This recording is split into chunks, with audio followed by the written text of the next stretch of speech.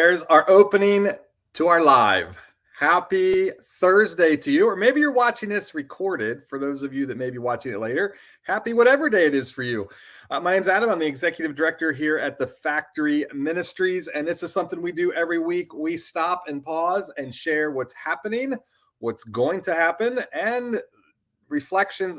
Real heart of this too is to encourage, just kind of speak some words of life and put a smile on your face. So that's our heart. That's got a lot of things to talk about today, a lot of things to kick around, some photos to share, some cool things to reminisce on, if you will.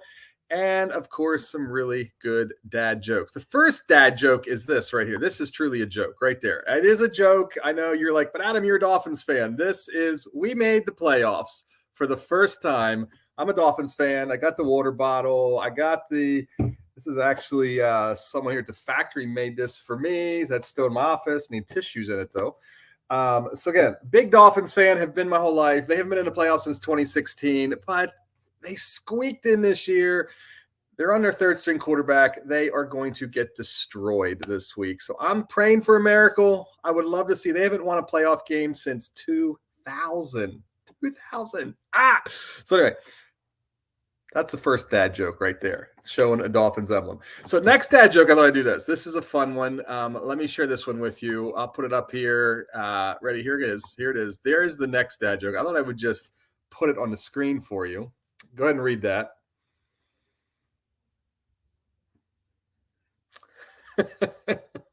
My three favorite things are eating my family and not using commas. There we go. There we go. Commas, punctuation can save lives. There, how about that one? So, okay. So let me share a few of the dad jokes, and then we will jump in here with got a lot of good things. I had a dad joke at the at a staff party. I want to show you a picture in a minute for a staff party on one of the nights. So we'll start with this one. Humpty Dumpty. I mean, it's really kind of sad. Humpty Dumpty is not having a good winter at all. I mean, it's just been a bad winter. Now, you know what makes what makes it extra bad is that Humpty Dumpty had a great fall. I mean, it was phenomenal. It was great. And now he's coming into the winter, and it's just a struggle. It's a real struggle. Okay. Next one. I had a friend said to me, he goes, I don't get it. He goes, friend of me, you're going to do this. You say, Adam, you're hanging out with the wrong kind of people. This friend of mine said, I decided to make sure my wife wakes up every morning with a smile on her face. But now I can't have Sharpies in the house anymore. Yeah, good. And you're lucky you're still married, right? Okay, next one, then we'll jump in a lot of things here. Did you know that 10 plus 10 equals 20? Of course you did, probably did, likely did. 10 plus 10 equals 20. The crazy thing is 11 plus 11 equals 22. 20 also, 20, anyway. Okay, here we go. So this week, let's talk about some fun things 2 nights ago. Let me start with this one, then we'll kind of reminisce a little bit. Talk about 2 nights ago, our staff got to meet for we called our staff party, our holiday party, Christmas party. Instead of doing that in the middle of December or leading into December when life is busy, our programs are intense and a lot happening here, we say, let's wait till the early part of the new year and just kind of still hang on to Christmas there. So we met over at the Silk Mill, if any of you know that, in New Holland. So there is pictures of that.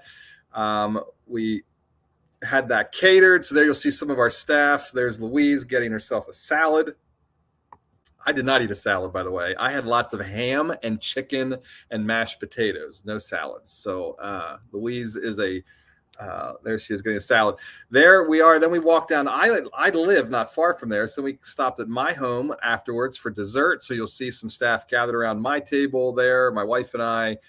There's kind of another picture of that. And here's a really fun one. Let me show you this picture. At that party, all the staff this was the gift we gave to all our staff, is they look forward to this each year. We create some kind of apparel for them. And then I cut puzzles for them as well. I don't have pictures of the puzzles, but there the sweatshirts are that our staff got. Some of you have been in the building and said, oh, in fact, someone stopped by yesterday and was like, I want one of those sweatshirts. And I'm like, we should really do that. We create them for the staff. We should actually get more of them to make available to you. But there it is. That was our staff for the night. I absolutely love one of my favorite things. People say, Adam, the factory, tell me about the factory. And I talk about the factory and my face lights up when I start talking about the team I get to serve with. They mean a lot to this community. They also mean a lot to me not just because of what they get done, but they mean a lot because of what I learn and teach, what they teach me and what I'm encouraged by them. So huge thank you. I love celebrating them. So that was fun to do that night.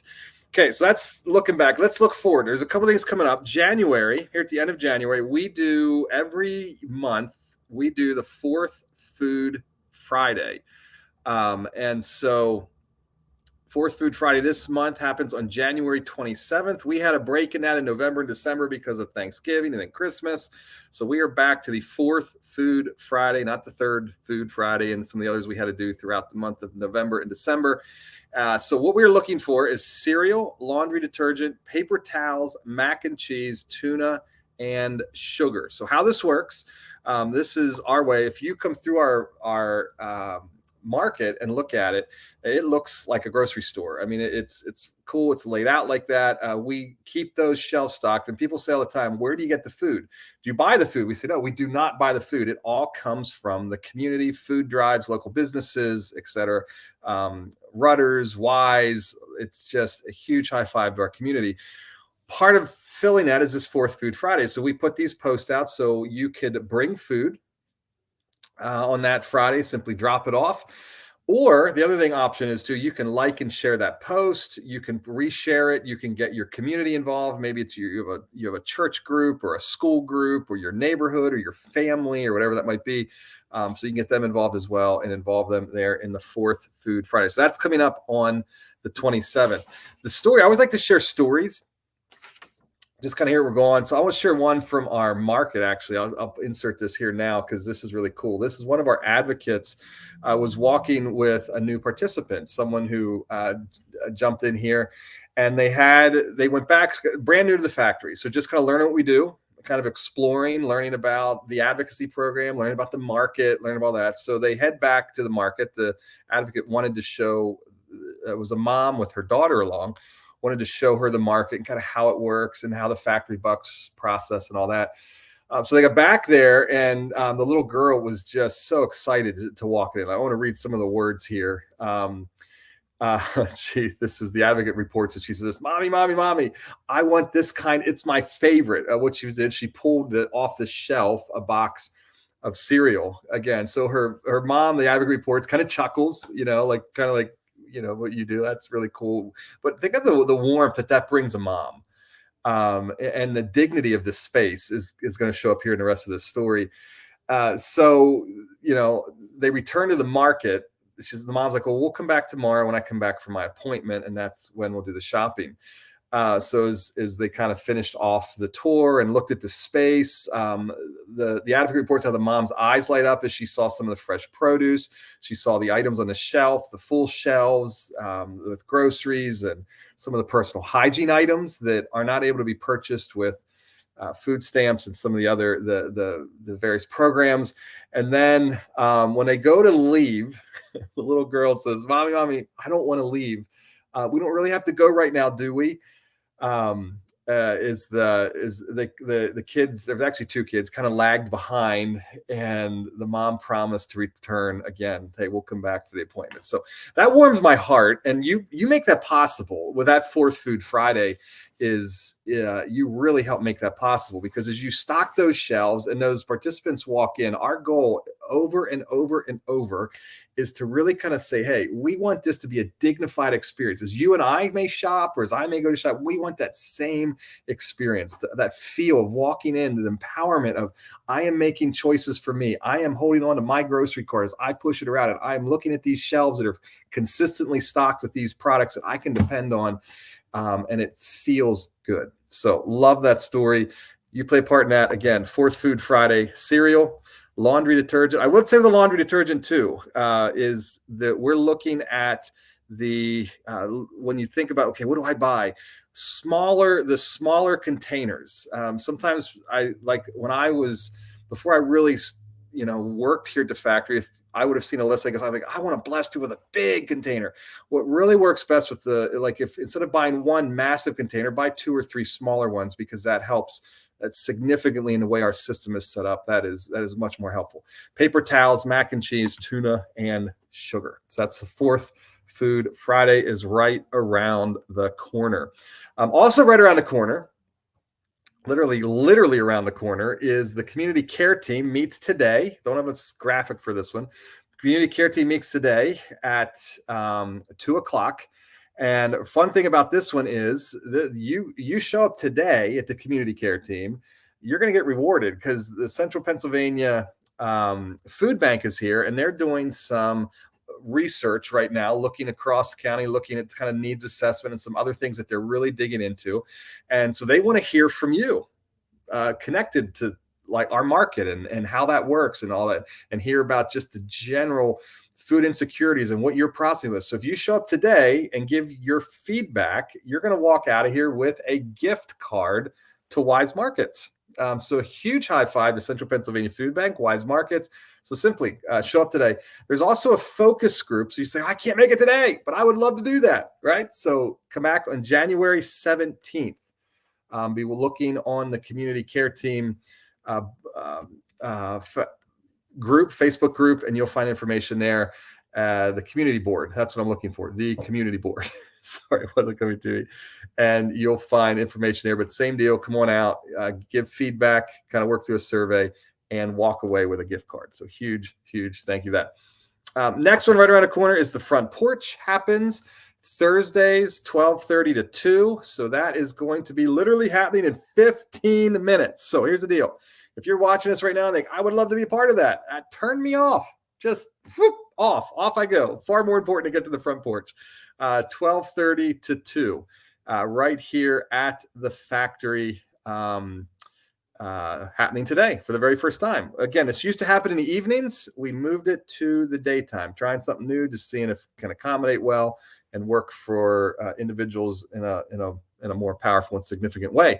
So that is coming up today, 12:30 to 2:00, and then you can stay right to the community care team. Blast is also happening. If you're with Blast used to run in conjunction with the front porch. Front porch is really an opportunity for you to come out and explore matters of faith and interact in that way. So again, but Blast is still happening, but Blast is still on Wednesday evenings. Okay, next thing, final thing I have to say, then I just have a few dates, and I want to encourage you with wrap some encouragement. Big Shots is coming, and you have to apologize. I apologize for this graphic. It says March 10th, 2022. It's actually March 10th. That is the right day, but it's 2023. So anyway, Big Shots is right around the corner. It's a free throw fundraiser that Barron Insurance Group, that's where the big comes from, Barron Insurance Group. They promote, and again, this is super cool opportunity. No matter who you are, what you are, in a sense of athlete or not athlete, you can sign up. There's information coming on this. Sign up. What you do then is go to your friends and say, hey, will you sponsor me per shot made? You get 100 shots. So if you say I would get $1 a shot, you make all 100 shots, that friend would donate to you $100 that comes here to the factory. Last year, every single shooter that came through on average was $917 per shooter. I think, man, that can relate up. So you could be someone, we hear this a lot. People say, I want to give back. And I'm like, as they talk about that, and with some of the resources right now, I'm like, this is a way that anyone can give back. Because all you're doing is connecting with your friends, your community, other business leaders, your doctor, whoever it is you're interacting with, your teachers, and just simply say, hey, will you support me and sponsor me for this cause? You come out and take the shots. And again, so that's that. Big Shots coming up. Super exciting opportunity there on March 10th. Okay, final things I just want to mention. So maybe look at my list here. Martin Luther King Day is on Monday. Our offices will be closed on that in honor and memory of, again, that is a significant date in our history, as we honor him and his life. and his death and what he stood for and the work that's still to be done in this space around civil rights. And again, civil rights, we often think black, white, and race, but there's civil rights. You think male, female, all there's civil rights, just equality, equity. So again, that's pause there on that day. We'll be closing that. And then January 23rd through the 25th, our advocates are doing some digging, our program sides, really doing some deep work at just some things, some sustainability and structure, and some a work retreat. So we're shortening our hours on those days, 9 a.m. to 2 p.m. So again, there's information about that out there. Okay, here's what I want to end with to encourage your hearts. Our church right now, the church I'm attending, is working through a sermon series on, it's a character study of a guy named Daniel. He was in the Bible. Early parts of the Bible. Some of you may know, if you grew up maybe going to a Sunday school, or I'm reminded of those felt boards, remember them? Daniel in the lion's den, or maybe you've heard of the fiery furnace, Shadrach, Meshach, and Abednego. That's kind of the story of Daniel. Daniel was this guy who was carried off, and I've talked about this before in live and recently on live.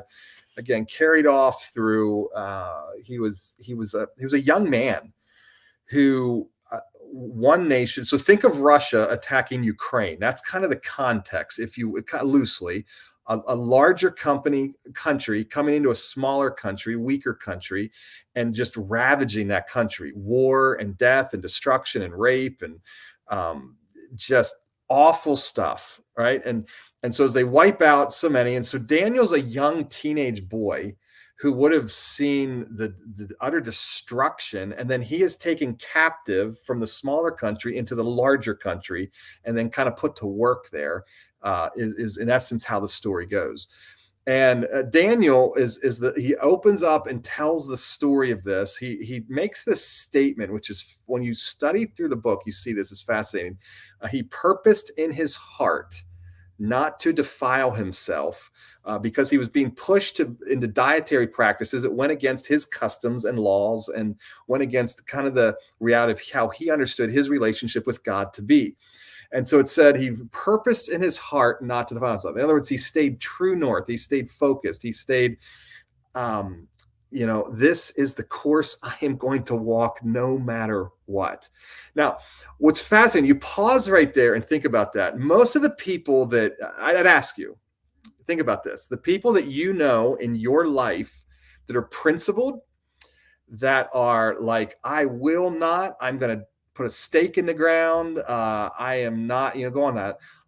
Oftentimes, if I ask you, are those people humble? Do you experience them to be kind and gracious? Do you experience them to be relational and for people? How do you experience those people? A lot of times when my experience has been, maybe yours is different, is those people can be, I'm not sure what so again, but Daniel doesn't walk that road. Daniel has this ethic, this value, this true north, but this gentleness. Even when he says, I'm going to purpose not to do this, he doesn't just stand up and say, thumb his nose at him. He actually makes a request, a positive request. In other words, he knows what he wants, and then he's able to invite others into it by making a request. Hey, could I offer this plan to you? And the king considers it, and they agree to it. And he's able to live in that way and ultimately not defile himself and really stay true to it. What's also very, very fascinating about this story, and last night, I was in a small group last night. So our church does small groups, and we got together and we talk about the message. And here's the question it was asked. It says that Daniel purposed in his heart not to defile himself. Now, when you look at the laws of his religion and his people, his religious law had a lot about food and dietary restrictions. And he said, I'm not going to do it. But his laws also spoke to, Daniel was then subjected to the training of the Babylonian ways and systems. His laws also speak to that. So he bends to that, but not to the other. And so the question got asked, how do you make those decisions in life? How do you do that? How do you lean into that? So I want to ask you that. How do you do that? How do you engage in that way? Like, okay, I'm going to be a person of principle and true north, and that is where I'm headed. And I'm going to stay the course Yet at times, Daniel bends, seemingly bends. We don't know what's happening in his heart. We don't know what's going on. But very, very powerful story. But here's the thought that as I've been rolling around in my mind. It's a verse I've come to often for lives, and I've shared it with our staff many times. Jeremiah chapter 29. You might know the verse. I know the plans I have for you, declares the Lord, plans to prosper you. And it's talking about in the light of this destruction and this stuff, I've got a plan. I've got a good plan for you. You back up into that, and it says to Daniel, this is Jeremiah would have been the pastor of the day that Daniel would have been listening to as a young man, and it would have said, hey, when you head off into this country, here's what I want you to do. Live life. Don't be a victim. Settle in, get married, have kids, plant gardens, live life in the midst of the trauma that you've engaged. Still live life and work towards the peace and prosperity of the city. So I have a hunch that Daniel's true north, that principled nature that he held on to, wasn't just to be right, wasn't just to go down a list of sometimes we get, wasn't just to teach them, to show them, but I think Daniel understood at some capacity, I am called to be an agent of peace. And even I want these individuals that have destroyed my family, I want them to be prosperous. In other words, my heart is truly outward and out and up, not just focused on me and holding my line and doing my thing. But Daniel's like, I want to work towards the peace and prosperity of this whole region. Now, in the end, Daniel, if you look at the story, and I'm excited for our church getting this. I don't know where our church is going to go with it, but in the end, Daniel ends up being kind of like second in command in the like he ends up being an advisor to the president, if you will, more dictator in that context. And his influence he has over the country is just staggering. But I think it all stems from his heart. So it is possible he lived in an incredibly a culture that would have been the complete opposite of what he believed his God was calling him to, but still excelled in that culture and in that world in a way that he had significant influence. So I don't know where you're at today, what kind of hardships you have faced, what kind of pain that you sit in, but please know this: God has a plan for you. Live life, live it to the full, and as you live it, focus on the peace and prosperity of the world around you, not just I'm going to be principled for the peace and prosperity. And I have a hunch that that's what really drove Daniel more than anything. And I have a hunch that in our world today, that same thing can be incredibly helpful for living for us. So with that said, hope that encourages you at some capacity. With that said, too, it's time to wrap up. I'm at 23 minutes and 35 seconds right now. So here's what we're going to do. Wrap up. Instead of going to recap, just let me leave us with a smile on your face, right? Here's another dad joke or two. We'll send you out, say goodbye. Hope you have a good and enjoyable weekend. Watch the Dolphins lose Sunday at 1 o'clock. Still, hey, they're in the playoffs, right? I should still be positive. They made the playoffs, only to lose. Okay, so a friend said to me, Adam, I wasn't originally going to get a brain transplant, but then I changed my mind.